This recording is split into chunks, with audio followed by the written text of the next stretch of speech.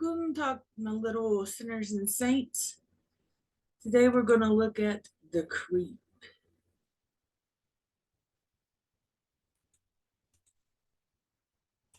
Moment of creation till our last day on this earth comes the search for things eternal.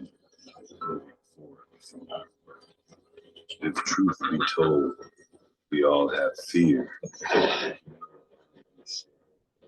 The rich, the poor, the weak or strong at this cross that we must bear. 'Tis not the fear of life, of love, or the trials that we shall meet. It is the over-pressing threat of the fate we all must greet. Think on death as a quick release, perhaps, would appeal to some. What grips my heart and soul would be the mystery yet to come. On the dark side of tomorrow, when the reaper takes his prey, I hope to say, "Oh, death, be quick, and I'll be on my way."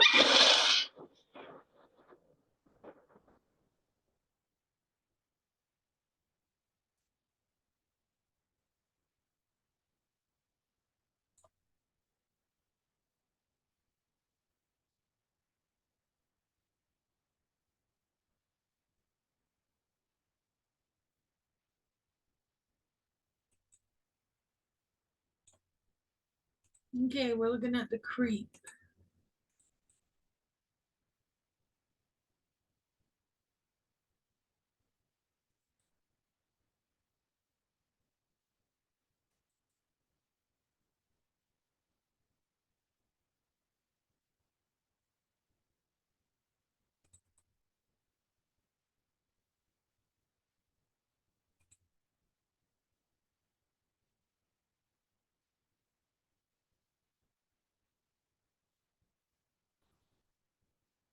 Go sub up to this channel.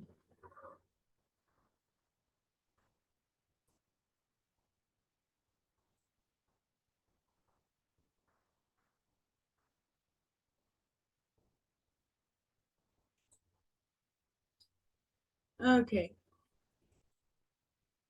It was just before 3 p.m. on a Monday, May 7th, 2018. Teen brileigh Bagshaw grabs the family mail from the hanging mailbox at the side of her home in Salt Lake City and steps through the front entrance. Brileigh had just returned from school and makes a call to her mother, Shauna, to talk to her about something important, something that has been eating away for her for many months. At 3 p.m. on a weekday, Brileigh would be home alone. Someone besides her mother already knew that. She plops the mail down on the kitchen counter and starts sifting through it with one hand, while with the other hand she is on the phone. The two are just getting into the heated conversation when Shauna hears what would forever change her life, her daughter screaming. Then silence. Salt Lake City, the capital of Utah. It's just a picture.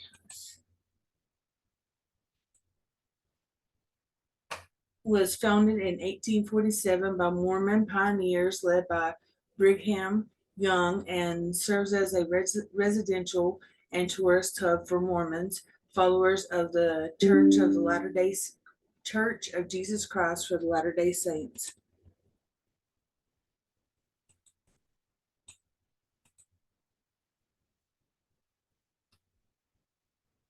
The city has incredible views of mountains and has amenities like skiing, outdoor activities, and which has made it a prime tourist destination for many people. Despite the state's general conservative leaning, giving it a strong religious convictions, Salt Lake City is considered more politically liberal. It is here where our story takes place. Brileigh Shaw, nicknamed Baby Bear, was born November 4th, 2002, to Troy and Shauna Bagshaw. She attended the Utah Military Academy, the Northwest Middle School, and was recently, let me show you some pictures of her, a freshman at West High School. She was passionate about the drama club, photography, and animals.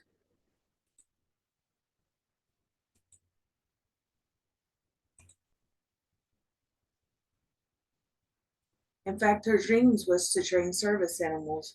Her mom entered her in dog grooming competition. Yes, those kinds. She loved styling their hair and singing.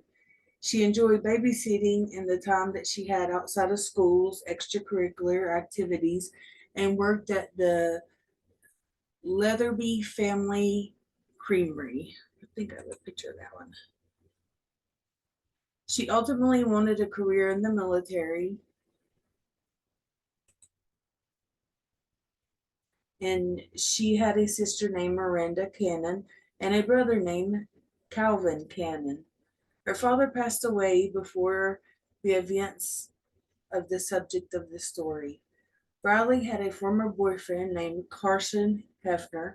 The relationship, which lasted somewhere between the late 2015 and January of 2017, according to Carson. On May 7th, 2018, just before 3, Brileigh walked up the front steps of her home, 1628 West 500 North, picked up the mail from the hanging box to the left of the door, and entered the property. She had made a beeline to the kitchen where she phoned her mother, Shauna. The discussion she wanted to have with her mother was extremely serious. It had been something she had been holding in for months and had recently started opening up to her mother about it and her siblings and her friends. Before she could even get it out, however, as she was staring down at the kitchen counter where she had dropped the mail, she was violently attacked from behind. Her screaming can be heard by her mother, who would have the audible endure to entirely of her the entirety of her daughter's final few moments on earth. The attacker then fled, leaving a trail of blood. Hearing the struggle, screaming and grasping for air for her daughter, Shauna immediately called 911. Before the police arrived, the neighbor who had heard the screams went to check the residence. When the neighbor peeked inside, he saw the blood trail towards the front door, prompting him to call the police as well. Shona noted to the police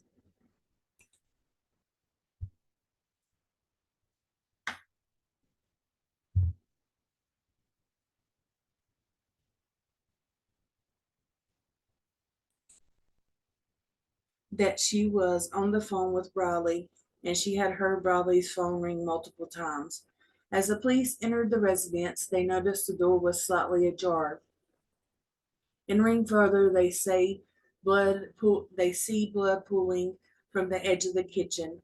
Brileigh had multiple defensive slash wounds on her hand, multiple stab wounds on her back and torso, but her death was likely the result of the gaping wound in her neck. In fact, the attacker had slashed her neck several times, severely severing her carotid artery and her jugular vein, which would have resulted in a water fountain-like effect from her neck as her heart pounded blood through the wound. Blood sprayed through the kitchen and the attacker as the brute continued cutting through her neck. From ear to ear, she had nearly been decapitated. The final autopsy report posed a cause of death as sharp force injuries with several lacerations to the front and the back of the neck, a deep stab wound to the back of the neck, a stab wound to the left shoulder, a stab wound to the center of the neck just above the clavicle, and lacerations to her fingers. The amount of blood suggested to the police that was absolutely no way the attacker would have been able to flee the scene without amount of DNA on him. So the search began. Investigators were moving quickly to interview as many people as possible who were close to Brileigh, understanding that the suspect was likely to be on the move. A knife attack of this severity suggests it was personal. As the investigators were canvassing the crime scene, they were able to retrieve a knife which was hidden in the backyard of a house. No other items of interest were located around or in the property. However, because of the volume of the blood left behind, investigators were able to get a boot print of the suspect, but the print was useless without an actual boot. It would only be a couple days after the murder police would catch a massive break. In a dumpster they found at a landfill was a black backpack with bloody clothes and rubber and latex gloves, duct tape, and bloody boots. It says a Blavica. The police had received tips to search there between 20 and 25 officers for nearly 10 hours.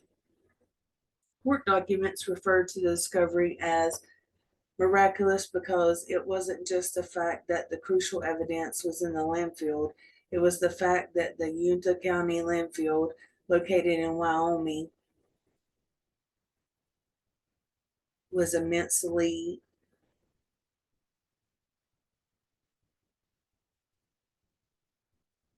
overfilled for a shortening of words. Sean French was destitute. He had been depressed, homeless, and looking for a kind of soul in the state and city known for its religious incline, hospitality, and generous. Sean Patrick French was born on August 5th, 1993, to Floyd Foster.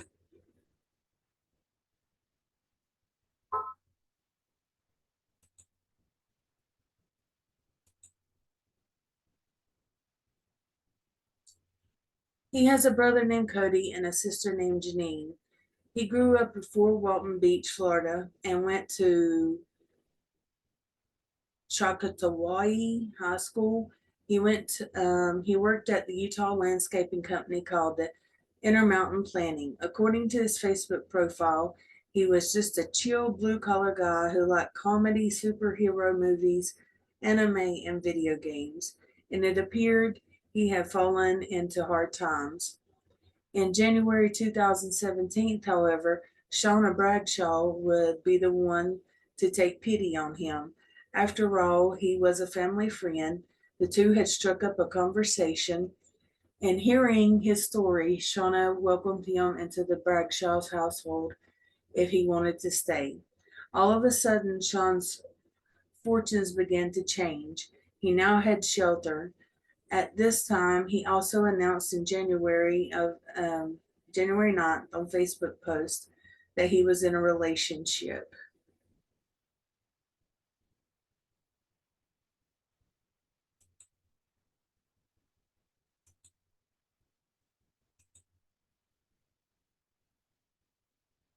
Brileigh was likely, though he responded, later to the post saying it was a false alarm. Brileigh was likely reeling from her breakup with Carson, which was in the same month Sean moved in. Brileigh now had to also deal with sudden influx of boys in the home. Sean and her brother, 21-year-old Kevin, Kevin, Cavan, who moved in February 2021.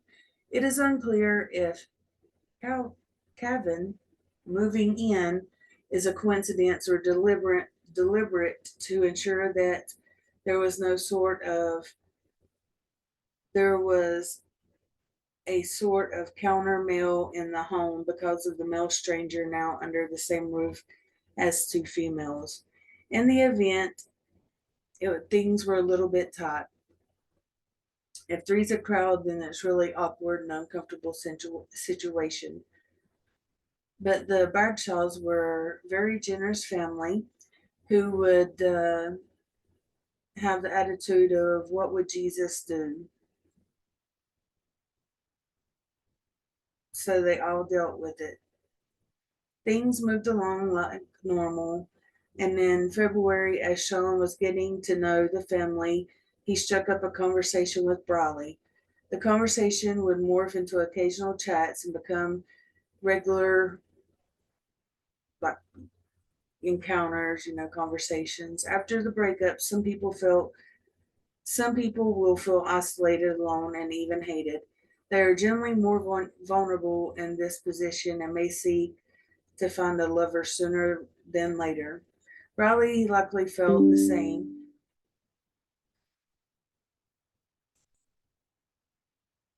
Fresh off the breakup with Carson, she may have felt Sean's affection towards her,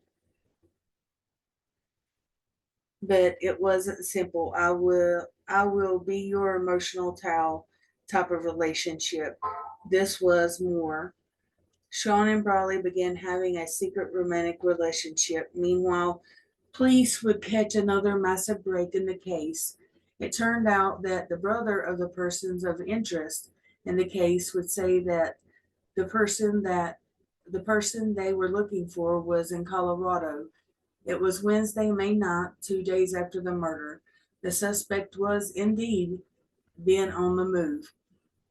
They had traveled east, first hitting the neighboring Wyoming and then heading towards the end destination of South Carolina. Why does everybody want to go to South Carolina? The suspect's father was in the car with him. Well, this seems reminiscing. The father testified that the suspect had been trying to get his life back together. On May 3rd, 2018, the two traveled to visit an ex girlfriend of his. In July of 2017, after 6 months in with the Bragshaw household, Sean left and moved to Ohio to stay with his dad. But the secret relationship between Sean and Brileigh would continue. Sean would secretly return to the home and have various forms of sex with Brileigh. After several months, they called off the relationship. She would say she just didn't feel comfortable about it anymore. Meanwhile, Carson said he and Brileigh had started talking again in January 2018 and dating again in March 2018. But Carson knew something wasn't right with Brileigh. One late April to one late April 2018 day, Brileigh called Carson and shyly asked if he would come, if she could tell him about something. So she told him about Sean and that she didn't have feelings for him anymore and the relationship had ended. He had previously forced himself on her and he had threatened to send nude photos of her to everyone in her family, she told Carson. You see, Sean was really the shy guy that people have portrayed himself to win Shauna's kindness. Dun-dun, dun-dun, dun-dun.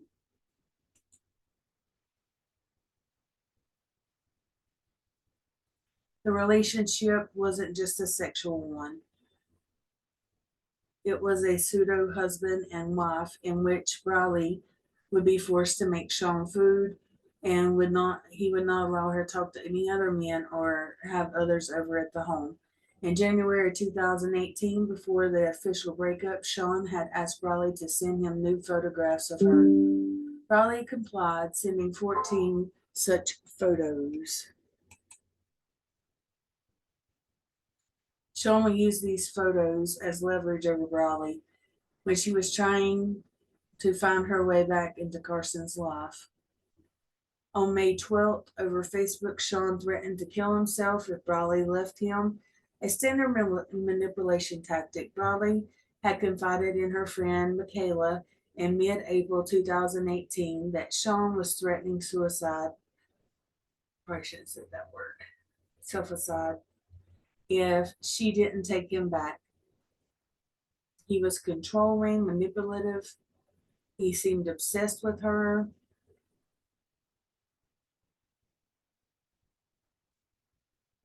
And then again, using the 2 months later, she sent the nude photos to him. It was then that Carson and Brileigh started talking again. Okay.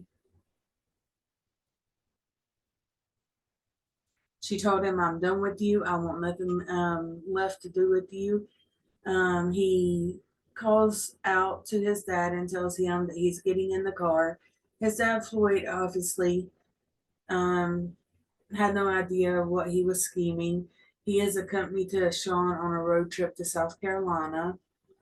And Sean sets his GPS for Salt Lake City, a 1,600-mile, 25-hour drive west. And so begins their multi-day journey across the country. Meanwhile, Brileigh begins opening up about the illicit relationship to her mom, Shauna. Brileigh feels relieved that Sean is now in Ohio and feels it easier to speak freely.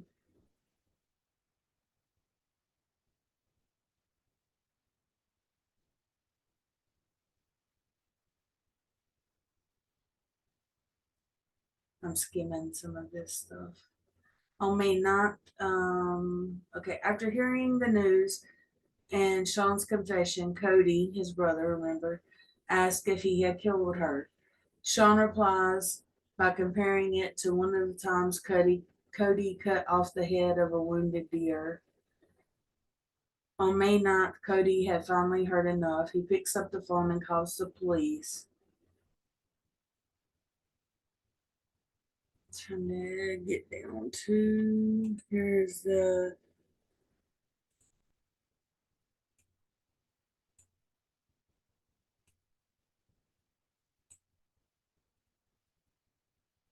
warrant for the arrest. They're going to give him, or the death penalty notice, the intent to seek the death penalty.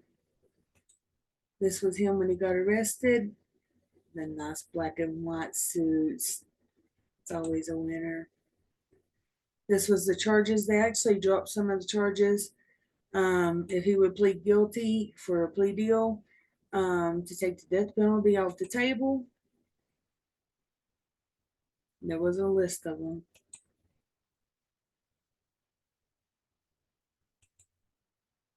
And he pleaded guilty, and